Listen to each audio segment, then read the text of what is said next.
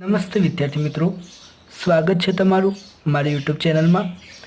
આડત માલના હિસાબોમાં આપણે કુલ 7 ભાગ જોઈ ગયા છીએ, જેમાં આડત માલની થિયરી, આડત માલના થોડા ઘણા દાખલાઓની સમજૂતી આપણે મેળવી છે. હવે આ 8મા ભાગની અંદર હવે આડત માલના હિસાબોમાં આપણે એક નવી પદ્ધતિ ભરતીયા કિંમતની કઈ રીતે ગણતરી કરવી તે શીખીએ. આ દાખલાની અંદર પાઠ્યપુસ્તક BS શાહ પ્રકાશનનું, જેમાં દાખલા નંબર સ્વાધ્યાયમાં 40મા નંબરનો દાખલો છે. જોઈએ આપણે. સુરતની મીનાએ વડનગરની નીરુને 300 મોબાઈલ 1/7/2010ના રોજ આડતથી વેચવા મોકલ્યા. અહીંયા માલધણી મીના છે અને આડતીયો નીરુ છે. ધ્યાન રાખજો. સૌથી પહેલાં એ આપણે દાખલાની અંદર જોઈ લેવાનું, આડતીઓ કોણ છે, માલધણી કોણ છે. બરાબર. દરેક મોબાઈલની પડતર કિંમત ₹1500 હતી. ધ્યાન રાખો, પડતર કિંમત કેટલી હતી? 1500. પરંતુ કાચું ભરતીયું એવી રીતે બનાવ્યું કે ભરતીયા કિંમત પર 25% નફો દર્શાવે છે. હવે આપણે સૌથી પહેલાં તો ભરતીયા કિંમત શોધવી પડે. અહીંયા મૂળ કિંમત એટલે કે પડતર કિંમત આપી છે. ધ્યાન રાખો. હવે આપણે ધારો કે ભરતીયા કિંમત કેટલી હોય? 100. ભરતીયા કિંમત ₹100 હોય ધારો કે. એમાંથી નફો કેટલો છે? 25% નફો છે. તો માઇનસ નફો એટલે કે નફો બાદ કરીએ 25. તો આજે ₹75 એ કઈ કિંમત કહેવાય? મૂળ કિંમત. ખબર પડી? ₹75 મૂળ કિંમત. બીજું કંઈ કરવાનું નથી, થોડું કોમન સેન્સ દોડાવવાની વાત છે ટૂંકમાં. ભરતીયા કિંમત ₹100 હોય, એમાંથી નફો 25% બાદ કરીએ, માઇનસ 25% નફો એટલે કેટલા આવ્યા? ₹75 મૂળ કિંમત. આ કઈ કિંમત કહેવાય? 75 એ ₹1500ની કિંમત કહેવાય ટૂંકમાં. એટલે આપણે પદ મૂકીએ. 75% એ મૂળ કિંમત. ત્યાં 75% એ મૂળ કિંમત કેટલી છે? ₹1500. તો આપણે કુલ ભરતીયા કિંમત શોધવી. ભરતીયા કિંમત કેટલી છે? 100. તો ₹100 એટલે કે 100% રૂપિયા ગમે તે લઈ શકો. કેટલા? તો 1500 ગુણ્યા 100 ભાગ્યા 75 એટલે કેટલા થયા? ટૂંકમાં ₹2000. ખબર પડી ગઈ? ₹2000. હવે આપણે વાત કરી દઈએ, આ કઈ કિંમત કહેવાય? ભરતીયા કિંમત. ₹2000 કઈ કિંમત કહેવાય? ભરતીયા કિંમત. બરાબર. ભરતીયા કિંમત આપણે શોધી લીધી ₹2000. કઈ રીતે શોધવાની? ભરતીયા કિંમત ₹100 એટલે કે જે કિંમત ₹100 એમાંથી નફો 25% બાદ કરો એટલે ₹75 જે આવી મૂળ કિંમત કહેવાય. તો અહીંયા આપી જ છે પડતર કિંમતને મૂળ કિંમત એક જ કહેવાય. એટલે પડતર કિંમત ₹1500 હતી. જો ₹1500 આપી છે, તો એનો અર્થ એવો પદ મૂકીને આપણે શોધી લેવાનું. સૌથી પહેલું સ્ટેપ. ખબર પડી? હવે આપણે ખાતાની અંદર આની એન્ટ્રી આપી દઈએ. ખાતા અંદર માત્ર 2 જ માગ્યા છે, પરંતુ આપણે વધારે ખબર પડે એના માટે કુલ 4 ખાતા મેં દોરાયા છે. હવે આપણે જોઈએ. સૌથી પહેલું લખી દઈએ ખાતાની બધી બાજુ ઉધાર જમા, પછી વિગત રકમ બધી બાજુ એવી રીતે લખી દેવાનું. ખાતા દોરી દીધા છે. કુલ કેટલા ખાતા? 4 માગ્યા છે. અંદર 2 જ ખાતા માગ્યા છે, એક આડત માલ ખાતું અને એક આડતિયાનું ખાતું. પરંતુ આપણે 2 વધારાના ખાતા કયા? એક માલધણીનું અને એક આડત પર મોકલેલ માલ ખાતું આપણે વધારાનું દોર્યું છે. હવે આપણે સૌથી પહેલી વાત કરીએ, કઈ બાજુ મોકલેલ માલ. તો મોકલેલ માલની એન્ટ્રી આપવાની. સૌથી પહેલાં મોકલેલ માલની કઈ રીતે આપવાની? આડત પર મોકલેલ માલ ખાતે. ધ્યાન રાખજો, જો ના જોયો હોય તો વિડીયો નંબર 7 જોઈ લેવો. આડત પર મોકલેલ માલ ખાતે. ધ્યાન રાખજો, આડત પર મોકલેલ માલ ખાતે કેટલા રૂપિયા છે? ભરતીયા કિંમત લેવાની. ભરતીયા કિંમત કેટલી છે? ₹2000. કેટલા એકમ મોકલાયા છે? જો કુલ 300 એકમ મોકલાયેલા છે, એટલે કે 300 એકમ કેટલા થયા? ₹6 લાખ. ખબર પડી ગઈ? એટલે શું લખવાનું? ભરતિયા કિંમતે. ધ્યાન રાખજો, ભરતિયા કિંમતે વાળો દાખલો આવે તો ભરતિયા કિંમત કૌંસમાં લખવાનું ભૂલતા નહીં. ખબર પડી? ટૂંકમાં આડત પર મોકલેલ માલ ખાતે 6 લાખ કેટલા રૂપિયા? 2000 રૂપિયા એકનો ભાવ હતો, એવા 300 એકમ હતા એટલે 2000. હવે આની એન્ટ્રી આટલે આપી દઈએ આપણે. આડત પર મોકલેલ માલ ખાતે એટલે શું લખવાનું? આડત માલ ખાતે કૌંસમાં લખવાનું ભરતિયા કિંમતે કેટલા રૂપિયા છે? 6 લાખ. ખબર પડી ગઈ? હવે ધ્યાન રાખજો, આપણે અગાઉના વિડીયોમાં આપણે જોયું બસ આ એક જ એન્ટ્રી કરી હતી મોકલેલ માલની, પરંતુ જ્યારે ભરતિયા કિંમતવાળો દાખલો આવે ત્યારે 2 એન્ટ્રી ફિક્સ જ હોય. સૌથી પહેલે આટલે આડત પર મોકલેલ માલ ખાતે આવ્યું, એવી રીતે આટલે પણ આડત પર મોકલેલ માલ ખાતે આવે, પરંતુ આટલે કઈ કિંમત લેવાની? જો આપણે આગળ જોઈએ, મૂળ કિંમત કેટલી હતી? 1500 રૂપિયા. સમજો, 1500 રૂપિયા મૂળ કિંમત હતી. ભરતિયા કિંમત કેટલી આવી? 2000 રૂપિયા. તો જે ડિફરન્ટ આવ્યો 500 રૂપિયા, એ એટલે કે 500 રૂપિયા ગુણ્યા કેટલા એકમ હતા? 300 એકમ, એટલે કે 1.5 લાખ રૂપિયા આટલે આવશે. ખબર પડી ગઈ? એટલે કે જે ભરતિયા કિંમત અને મૂળ કિંમતનો જે તફાવત હોય એ આટલે આવે. એટલે આટલે શું લખવાનું? આડત પર મોકલેલ માલ ખાતે કૌંસમાં લખવાનું ભરતિયા કિંમત અને મૂળ કિંમતનો તફાવત. ખબર પડી ગઈ? કેટલો છે? સૌથી પહેલાં 500 રૂપિયા ગુણ્યા 300 એકમ. આ ગણતરી તમે ગણતરી વિભાગમાં કરો તો પણ ચાલે અને દાખલાની અંદર કરો તો પણ ચાલે. 1,50,000. ખબર પડી ગઈ? હવે આની નાની એન્ટ્રી ક્રોસ એન્ટ્રી એટલે પણ આપણે મારવી પડે. તો આડત માલ ખાતે શું લખવાનું? ભરતિયા કિંમત અને મૂળ કિંમતનો તફાવત 1.5 લાખ. ખબર પડી ગઈ? ટૂંકમાં ખબર પડી ગઈ? આડત માલની અંદર ભરતિયા કિંમતવાળો દાખલો આવે તો આવી રીતે સૌથી પહેલી એન્ટ્રી કરવાની. બીજું બધું તો આપણે કરતા હતા એવી જ રીતે કરવાનું છે. હવે આપણે વાત કરીએ બીજું શું કીધું છે? 25% નફાવાળું પતાવી દીધું આપણે. જો તે જ દિવસે મીનાએ નીચેના ખર્ચ ચૂકવ્યા. મીના કોણ છે? માલધણી. તો માલધણીના ખર્ચા ક્યાં જાય? આડત માલ ખાતે. તો લારી ભાડું 1000, વીમો 600 અને મજૂરી 2000 રૂપિયા. તો એ ક્યાં જશે? આડત માલ ખાતે. તો શું લખવાનું? એટલે રોકડ ખાતે કૌંસમાં લખવાનું ખર્ચા. ખબર પડી ગઈ? હવે તો આવડી જ જાય. સૌથી પહેલું શું હતું? લારી ભાડું. લારી ભાડું કેટલું હતું? 1000. ત્યારબાદ શું હતું? વીમો કેટલો હતો? 600 અને ત્યારબાદ મજૂરી 2000. કુલ કેટલું થયું? 3600. ખબર પડી ગઈ? બરાબર. હવે આપણે વાત કરીએ બીજું શું કીધું છે?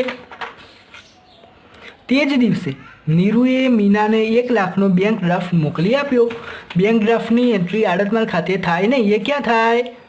નીરુ એટલે કે આડતિયાના ખાતે અને એક થાય માલધણીના ખાતે. તો સૌથી પહેલાં એટલે આપણે લખીએ શું લખવાનું? બેંક ડ્રાફ્ટ છે એટલે બેંક ખાતે. જો લેણી હુંડી હોય અથવા દેવી હુંડી હોય તો આટલે લેણી હુંડી આવે, આટલે દેવી હુંડી આવે. ધ્યાન રાખજો, કારણ કે આના ખાતામાં શું લખાય? લેણી હુંડી, જ્યારે આના ખાતામાં લખાય દેવી હુંડી. બેંક ખાતે શું લખવાનું? એડવાન્સ 1 લાખ. ખબર પડી ગઈ? એમની જે અમે કીધું હતું, જો આ ખાતું હોય એની બધી ક્રોસ એન્ટ્રી આટલે મારવાની. સાવ સહેલું છે. આટલે પણ એવું જ લખવાનું. બેંક ખાતે કૌંસમાં લખવાનું એડવાન્સ. ધ્યાન રાખજો, એડવાન્સ. બરાબર. હવે આપણે લખીએ 1 લાખના 1 લાખ જ. બરાબર. હવે જોઈએ બીજું શું કીધું છે આપણને એ પણ જોઈ લઈએ. હવે 31મી ડિસેમ્બર 2010ના રોજ, ધ્યાન રાખજો, 31મી ડિસેમ્બર 2010ના રોજ નીરુએ વેચાણ આંકડો અને તેની લેણી નીકળતી રકમનો બેંક ડ્રાફ્ટ મોકલી આપ્યો. એટલે એટલું તો ખબર પડી ગઈ કે જે પૈસા નીકળતા હશે છેલ્લે એ બેંક ખાતે લખીને હિસાબ ચૂકતે કરવાનો છે. બસ ધ્યાન રાખજો. કંઈ ના કીધું તો આપણે બાકી આગળ લઈ ગયા લખવું પડે, પણ અંદર કીધું છે, સ્પષ્ટતા કરી દીધી છે. વાત કરીએ, નીરુએ 150 મોબાઈલ દરેક રૂપિયા 2200ની કિંમતથી રોકડે વેચ્યા. એટલે હવે આપણે ગણતરી વિભાગમાં લખીએ વેચાણ, શીર્ષક આપી દઈએ વેચાણ. ખબર પડી ગઈ. સૌથી પહેલાં જોઈએ રોકડ. તો રોકડ વેચાણમાં જોવું હોય તો સૌથી પહેલાં કેટલા મોબાઈલ છે? 150 નંગ. ધ્યાન રાખજો, 150 નંગ મોબાઈલ છે અને એકનો ભાવ કેટલો છે? 150 મોબાઈલ અને એકનો ભાવ 2200 રૂપિયા. 2200 રૂપિયા એટલે કુલ કેટલા થયા? 150 નંગ ગુણ્યા 2200નો ભાવ એટલે 3,30,000. ખબર પડી ગઈ? 3,30,000 રોકડમાં. ધ્યાન રાખજો. બીજું શું કીધું છે? 80 નંગ મોબાઈલ દરેક રૂપિયા 80 નંગ મોબાઈલ દરેક રૂપિયા 2400ની કિંમતે ગોકુલને શાક પર વેચ્યા. અંદર ગોકુલ છે એટલે કે નવો વ્યક્તિ, એને ઉધાર વેચાણ. શાક ઉપર વેચાણ એટલે શું કહેવાય? ઉધાર વેચાણ. એટલે હવે આ સૌથી પહેલું રોકડ, ત્યારબાદ વાત કરીએ ઉધાર વેચાણની. ઉધાર વેચાણમાં સૌથી પહેલું શું છે? ગોકુલ છે. તો આપણે વાત કરીએ ગોકુલને વેચાણ. ગોકુલને કેટલા આપ્યા છે? 80 નંગ અને કેટલાનો ભાવ છે? 2400નો. 2400નો ભાવ એટલે કુલ કેટલા થયા? 80 નંગ અને 2400નો ભાવ એટલે 1,92,000. આને કયું કહેવાય? આડતિયાની ભલામણથી. એટલે કે આડતિયાએ પોતાની જવાબદારીથી કરેલ ઉધાર વેચાણ. કૌંસમાં લખવું લખી દેવાનું એટલે તમને દાખલો ગણવામાં સરળતા રહે. આડતિયાની ભલામણથી કરેલ વેચાણ. ખબર પડી? આડતિયાની ભલામણથી કરેલ વેચાણ. ખબર પડી ગઈ? બીજું શું? કે બીજું વેચાણ પણ કીધું છે. જો 40 નંગ મોબાઈલ દરેક રૂપિયા 2300ની કિંમતે. 40 નંગ મોબાઈલ છે 2300ની કિંમતે મીનાની ભલામણથી. એટલે કે મીના કોણ છે? માલધણી. તો માલધણીની ભલામણથી વેચ્યું છે. કોણે વેચ્યું છે? અનિલને વેચાણ. હવે અનિલનું જોઈ લઈએ આપણે. 40 નંગ છે અને 2300નો ભાવ છે. કુલ કેટલા આવશે? 40 નંગ અને 2300નો ભાવ એટલે 92,000 રૂપિયા. આ કયું કહેવાય? માલધણીની ભલામણથી.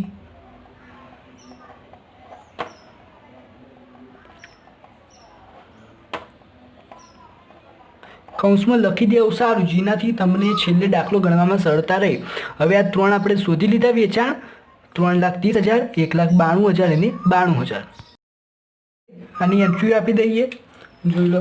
સૌથી પહેલાં વેચાણની એન્ટ્રી ક્યાં જશે? આડતમાલ ખાતે. તો આડતમાલ ખાતું ખોલીએ આપણે. એની અંદર શું લખવાનું? આડતિયા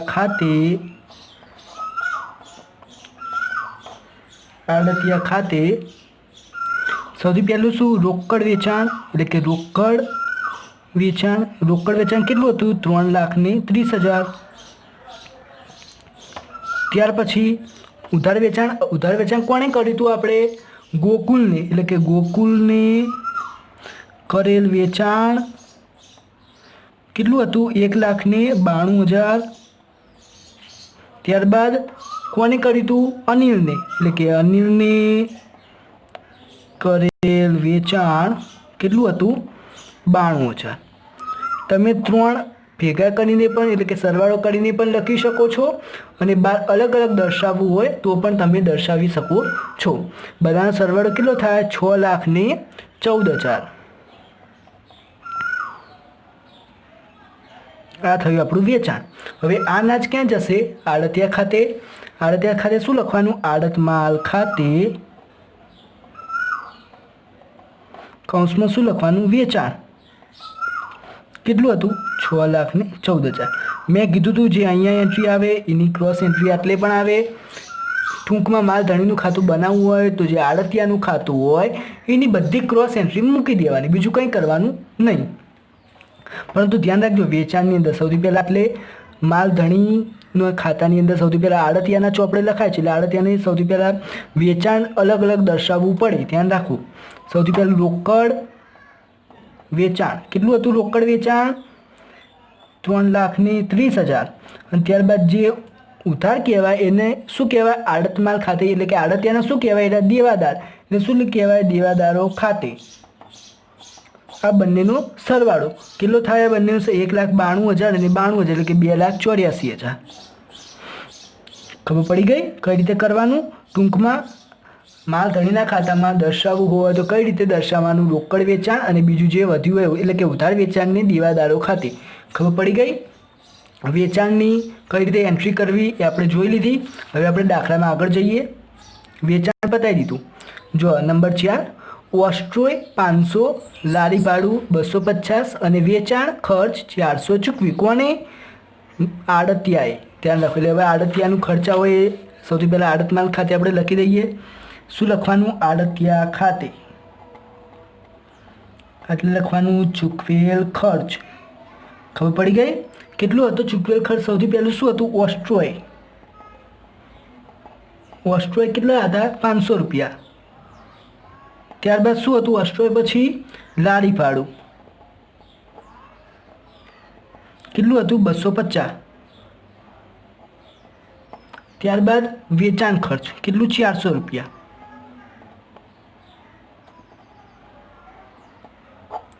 કુલ સરવાળો કેટલો થાય? 1150. ધ્યાન રાખજો. ખબર પડી ગઈ? 1150 રૂપિયા. હવે આપણે વાત કરીએ આગળ દાખલામાં જઈએ. હવે આની નાની એન્ટ્રી આપણે આપી દઈએ. એટલે શું લખવાનું? આડત માલ ખાતે ખર્ચા. ખબર પડી ગઈ? 1150 રૂપિયા. એવી રીતે મેં કીધું આ આવે તો આટલે ક્રોસ એન્ટ્રી કરી દેવાની. તો આટલે શું થશે? રોકડ ખાતે, કારણ કે માલધણી એટલે આડતીઓ ખર્ચા ચૂકવશે એટલે કે રોકડ ખાતે કૌંસમાં લખવાનું ચૂકવેલ ખર્ચા કેટલા? 1150. ખબર પડી ગઈ ટૂંકમાં? હવે આપણે વાત કરીએ આગળ દાખલામાં. ગોકુલ અને અનિલ નાદાર જાહેર થયા અને તેમની પાસેથી 60 પૈસા લેખે નાણાં વસૂલ થયા. કાલખાતનો પ્રશ્ન આવ્યો છે. તો હવે આપણે કાલખાત ગણીએ. વેચાણ પછી કયો મુદ્દો છે? કાલખાત. બરાબર. કાલખાતમાં આપણે જોઈ લઈએ. સૌથી પહેલું શું કીધું છે? ગોકુલ અને અનિલ બંને નાદાર થઈ ગયા છે એટલે કે એમને દેવું થઈ ગયું હશે. નાદારી કોર્ટમાં નોંધાઈ હશે. કેટલા પૈસા? 60 પૈસા લેખે નાણાં વસૂલ થયા. ટૂંકમાં સમજો 100 રૂપિયા લેવાના હતા, એમાંથી 60 રૂપિયા પૈસા વસૂલાયા છે એટલે બાકી કેટલા? 40 રૂપિયા થયા. તો 40 રૂપિયા શું કહેવાય? આપણી કાલખાત. તો સૌથી પહેલાં આપણે ગોકુલની કાલખાત ગણી લઈએ. ગોકુલની કાલખાત 1,92,000 હતા. ટૂંકમાં 40 રૂપિયા નુકસાન થયું એટલે ડાયરેક્ટ 40%, 40/100 એટલે કે ગોકુલની કાલખાત કેટલી થઈ? 76,800 રૂપિયા. આ એનું નુકસાન એટલે કે આપણને નુકસાન થયું. ખબર પડી? બીજાની કાલખાત ગણીએ આપણે. અનિલ. તો અનિલની કાલખાત 92,000 રૂપિયા. 92,000 ગુણ્યા એના પણ 40% એટલે કે 40 રૂપિયા નુકસાન. સમજો 40 ક્યાંથી લાયા? 60 પૈસા આપણને મળ્યા છે. ટૂંકમાં 100 રૂપિયા લેવાના હતા, 60 રૂપિયા મળ્યા તો 40 રૂપિયા નુકસાન થયું તો 40 રૂપિયા આવ્યા. ખબર પડી ગઈ? કેટલા થાય? 36,800 રૂપિયા. હવે પ્રશ્ન એ આવે કે કઈ કાલખાત આડત માલ ખાતે નોંધવી? સમજો મેં કીધું તું જો આડતિયાને આસામી આડત મળે અને તેને પોતાની જવાબદારીથી ઉધાર વેચાણ કર્યું હોય તો એ કાલખાત આવે નહીં.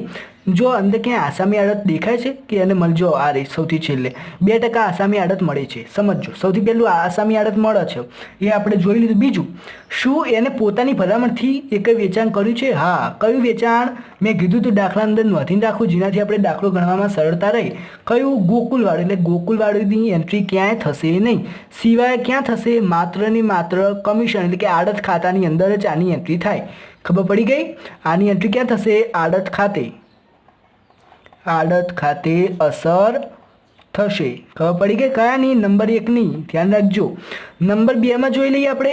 માલધણીની ભલામણથી છે. ખબર પડી ગઈ? માલધણી ભલામણથી હોય તો એની અસર થાય કાલખાતની અંદર. એટલે કઈ કાલખાત નોંધાશે?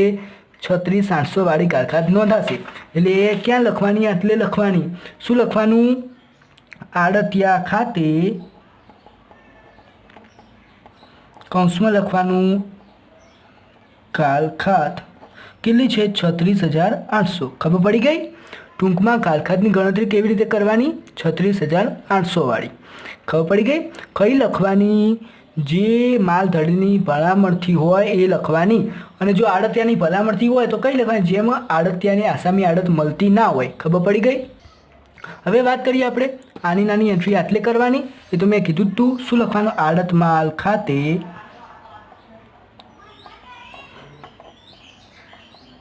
કારખાત કેટલી છે? 36,800. આટલે આવે તો આટલે તો આવે જ, એ પણ ખબર છે.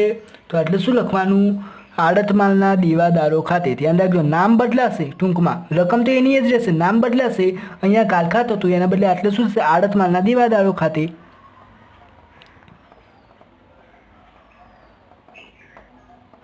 કૌંસમાં લખી દેવાનું કારખાત. કારખાત કૌંસમાં લખવાનું જ, એટલે કે જે તપાસ કરે એને ખબર પડી. કેટલી? 36,800. ખબર પડી ગઈ? કારખાતની એન્ટ્રીઓ કેટલી થાય? ખાલી જે આપણે 76,800 વાળી જે શોધી છે એની એન્ટ્રી માત્ર ને માત્ર આડત એટલે કે કમિશન ખાતે થશે. એ આપણે અહીં બનાવેલું નથી એટલે આપણે આમનો એની એન્ટ્રી થશે નહીં. ટૂંકમાં આ એટલે આ કઈ હતી? માલધણીની ભલામણથી. ખબર પડી ગઈ કારખાતની અંદર. હવે આપણે આગળ જઈએ. નીરુએ તેણે કરેલ વેચાણ પર 5% સાદી આડત અને 2% આસામી આડત. હવે આપણે સૌથી પહેલો મુદ્દો કયો હતો? ભલાતે કિંમત નક્કી કરવાનો. બીજો વેચાણની ગણતરી આપણે કરી. ત્રીજી કારખાતની. હવે કઈ કરીએ? આડતની ગણતરી. આડતની ગણતરી. સૌથી પહેલાં સાદી આડત. સાદી આડત કોના ઉપર ગણાય? કુલ વેચાણ ઉપર. એને જેટલું પણ વેચાણ કર્યું હોય એ બધા ઉપર. કુલ વેચાણ કેટલું હતું? 6,14,000. એના કેટલા ટકા કીધા છે? 5%. એટલે કે 5/100. આ કઈ આડત કહેવાય? સાદી આડત. ધ્યાન રાખજો કઈ રીતે. કુલ જે વેચાણ હોય એના ઉપર સાદી આડત ગણાય. એટલે કે 6,14,000 ગુણ્યા 5/100 એટલે કે 30,700. આ કઈ કહેવાય? સાદી આડત. બીજું શું કીધું છે? 2% આસામી આડત. આસામી આડત. આસામી આડત કોના ઉપર ગણાય? આડતિયાએ પોતાની ભલામણથી જે વેચાણ કર્યું હોય એ. મેં કીધું તું આવી રીતે આપણે નોંધી રાખી, જેનાથી આપણે સરળતા થઈ ગઈ. કેટલું છે? 1,92,000. તો ડાયરેક્ટ 1,92,000 કેટલા? 2%. કે 2/100 કેટલું થયું? 3,840. ધ્યાન રાખજો કઈ રીતે ગણ્યું આપણે. સૌથી પહેલું શું કર્યું? સાદી આડત. કઈ રીતે? કુલ વેચાણ ઉપર. એટલે કે 6,14,000 ગુણ્યા 5/100 એટલે કે 5% હતું એટલે 10 હોય તો 10/100. ખબર પડી ગઈ? એવી રીતે આસામી આડત કોના ઉપર ગણાય? આડતિયાએ પોતાની ભલામણથી જે વેચાણ કર્યું હોય. આપણે આ પણ ઉધાર વેચાણ હતું, ધ્યાન રાખજો. પણ આપણે કેમ ના લીધું? કારણ કે આ માલધણીની ભલામણથી હતું માટે. હવે આ બંનેની આપણે એન્ટ્રીઓ આપી દઈએ. સૌથી પહેલાં એટલે શું લખવાનું? આડતિયા ખાતે કૌંસમાં લખવાનું આડત. સૌથી પહેલું શું છે? સામાન્ય આડત. એટલે કે સામાન્ય કહો સાદી કહો ગમે તે એક જ કહેવાય. કેટલી હતી? સાદી આડત 30,700. જોઈ લઈએ આપણે. 30,700. ત્યારબાદ આસામી. આસામી આડત કેટલી હતી? 3,840. ખબર પડી ગઈ? આની નાની એન્ટ્રી આપણે આટલે આપવી પડે. તો આડત માલ ખાતે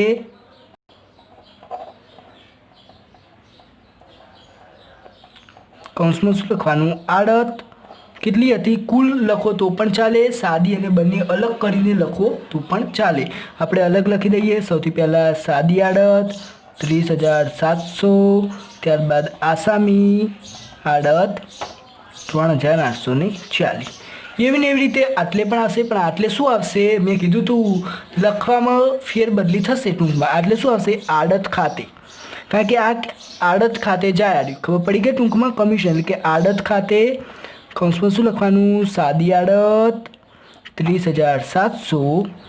આસામી આડત કેટલી છે આસામી આડત? 3840. ખબર પડી ગઈ આડતની ગણતરી અને આડતની એન્ટ્રીઓ કેટલી થાય? ટૂંકમાં જે ખાતા માગ્યા હોય તે પ્રમાણે એન્ટ્રીઓ કરવાની. હવે આપણે બધું પતાવી દીધું છે. હવે આ બધું પતી જાય પછી એક નવો મુદ્દો જે અંદર છુપાઈને રહેલો હોય એ હોય છે આખો સ્ટોક. સંતાઈને અંદર બેસી રહ્યો હોય એ આખો સ્ટોક. હવે આખો સ્ટોક આપણે ગણી લઈએ. સૌથી પહેલાં મોકલેલા કેટલા હતા? 300. કોઈ નુકસાન આમાં આપ્યું નથી એટલે સૌથી સારું, જફા આપણી ગઈ. ટૂંકમાં આ દાખલાની અંદર નુકસાન નથી. કેટલે વેચ્યું હતું આપણે ગણી લો. 150, પછી 80 અને 40 એટલે કુલ કેટલા થયા? 270. આ કેટલા હતા? મોકલેલ. હા તું વેચાણ એટલે કુલ કેટલું વધ્યું આપણા જોડે? વર્ષના અંદર 30 નંગ વધ્યા. આ કેવું કહેવાય? સ્ટોક કહેવાય. ખબર પડી ગઈ? 30 નંગ સ્ટોક. હવે આપણે જોઈએ સૌથી પહેલું 30 નંગ સ્ટોક હતા. એની ભરતિયા કિંમત કેટલી હતી? 2000 રૂપિયા. આ કઈ કિંમત કહેવાય? ભરતિયા કિંમત. તો કુલ કેટલા થયા? 60,000 રૂપિયા. આખો સ્ટોક કઈ રીતે ગણવો એનો વિડીયો મેં આગળ મૂકી જ દીધેલો છે, જો ના જોયો હોય તો જોઈ લેવો. હવે આપણે જોઈએ પ્લસ માલધણીના ખર્ચા. માલધણીના ખર્ચામાં શું કરવાનું? પ્રમાણ મેળવાનું. ધારો કે માલધણીએ 300 નંગ હતા. 300 નંગે કેટલા ખર્ચા કર્યા હતા માલધણીએ? આડત માલ ખાતામાં જોવાનું. 300 નંગે 3600 ખર્ચો કર્યો છે. તો 300 નંગે 3600 રૂપિયા. તો કુલ કેટલા છે? 30 નંગ વધ્યા છે તો 30 નંગે કેટલા થાય? 360. હવે આડતિયાના પ્રમાણસર ખર્ચા. આડતિયાના પ્રમાણસર ખર્ચા કરવા કઈ રીતે ગણવાના? ધારો કે 300 નંગે. હવે એ વાત ધ્યાન રાખવાનું, આડતિયાને કેટલા નંગ મળેલા છે એ ઉપરથી ગણાય. ટૂંકમાં આડતિયાના પ્રમાણ આમાં કોઈ નુકસાન નથી એટલે 300 નંગ આડતિયાને મળી ગયેલા છે. જો નુકસાન હોય તો ધારો કે 25 નંગ રસ્તામાં નાશ પામ્યા હોય તો 275 નંગ ગણાય. ખબર પડી ગઈ? તો 300 નંગે આડતિયાના ખર્ચા કયા લેવાના? બિન આવર્તક એટલે કે જે એક જ વાર થાય એવા. જોઈ લઈએ આપણે કયા કયા ખર્ચા બિન આવર્તક છે. એક તો 500 છે વસ્ટ્રોય અને ત્યારબાદ લારી પાડું. વેચાણ ખર્ચ આવે નહીં કારણ કે વારંવાર થતો ખર્ચ છે. માટે કયા બે ખર્ચા લેવાના? 500 અને 250 એટલે કે 750. તો 300 નંગે 750 રૂપિયા. તો 30 નંગે કેટલા? સમજો 30 નંગે કેટલા થાય? 75 રૂપિયા. આ બધાનો સરવાળો કરવાનો. કેટલો થાય? 60,435 રૂપિયા. આપણો થયો આખા સ્ટોકની ભરતિયા કિંમત. કઈ કહેવાય આના? આખા સ્ટોકની ભરતિયા કિંમત. સમજો. હવે આવે ને ભરતિયા કિંમતવાળો દાખલો આવે તો સૌથી પહેલાં બે રીતે આખા સ્ટોક બે વાર આખા સ્ટોક ગણવો પડે. એક કઈ રીતે? આખા સ્ટોકની ભરતિયા કિંમત અને બીજું આખા સ્ટોકની ભરતિયા કિંમત અને મૂળ કિંમતનો તફાવત. સમજો એ આપણે ગણીએ કઈ રીતે ગણવાનું. સૌથી પહેલાં મૂળ કેટલી કિંમત હતી આપણા જોડે? 1500 રૂપિયા હતી મૂળ કિંમત. સમજો એમાંથી 2500 રૂપિયા વધ્યા તો 30 નંગ ગુણ્યા 500 રૂપિયા. 500 રૂપિયા એટલે કે આ 1,50,000 રૂપિયા જે 15,000 રૂપિયા છે કેટલા? 15,000 રૂપિયા. એ ક્યાં જશે? આખા સ્ટોક અનામત ખાતે. આખા સ્ટોક અનામત ખાતે. ધ્યાન રાખજો આખા સ્ટોક ભરતિયા કિંમતે નોંધવાવાળો દાખલો આવે તો શું કરવાનું? સૌથી પહેલું આખા સ્ટોકની ભરતિયા કિંમતે ગણી લેવાના. એટલે આપણે શું કરતા હતા? પહેલા દાખલા મૂળ કિંમત લખતા હતા, પણ તો આ ભરતિયા કિંમતવાળો દાખલો છે એટલે ભરતિયા કિંમત લખી તો સ્વાભાવિક છે. બીજું આપણે જે 500 રૂપિયા ડિફરન્ટ હતો આપણો 2000ના બદલે 1500ના બદલે 2000 રૂપિયા લીધા હતા, 500 રૂપિયા વધારાના હતા એ આપણે આખા સ્ટોક અનામત ખાતે લઈ જઈશું. ક્યાં જશે? ઉધાર બાજુ. હવે આપણે બંનેની એન્ટ્રી આપી દઈએ એટલે શું આવશે? સૌથી પહેલું આખા સ્ટોક ખાતે. આખો સ્ટોક ખાતે કેટલા હતા? 60,435. એટલે શું આવશે? આખા સ્ટોક અનામત ખાતે